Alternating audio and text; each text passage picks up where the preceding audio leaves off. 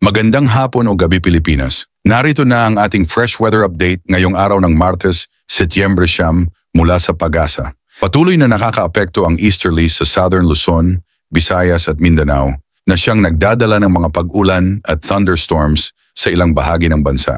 Sa Bicol Region, Rizal, Quezon, Aurora, Marinduque at Northern Samar, asahan ang maulap na kalangitan na may kasamang kalat-kalat na ulan at thunderstorms. Posibleng magkaroon ng flash floods at landslides lalo na kung tuloy-tuloy at bumibigat ang ulan. Samantala, sa Metro Manila, buong Mindanao, nalalabing bahagi ng Visayas, gayon din sa natitirang bahagi ng Calabarzon at Mimaropa, bahagyang maulap hanggang sa maulap ang kalangitan na may posibilidad ng mga pulupulong pag-ulan at pagkulog bagyo dahil pa rin sa easterlies. Mag-ingat po sa posibleng biglaang pagbaha at landslide. Sa nalalabing bahagi naman ng Luzon, asahan ang bahagyang maulap hanggang maulap na kalangitan na may mga isolated rain showers o thunderstorms dulot ng localized thunderstorms. Maghanda rin sa mga biglaang pagbaha at pagguho ng lupa sa oras ng matinding buhos ng ulan.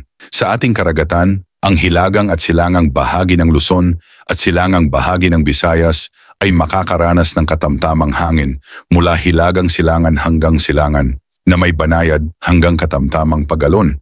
Aabot mula 0.6 hanggang 1.5 metro. Sa nalalabing bahagi ng Luzon, banayad hanggang katamtaman ng hangin mula hilaga hanggang hilagang silangan na may banayad hanggang 1.2 metro na taas ng alon.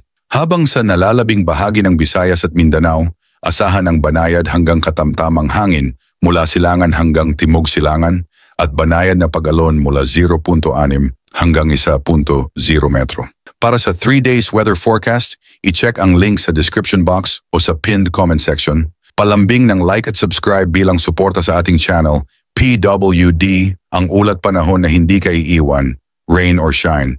Ingat Pilipinas!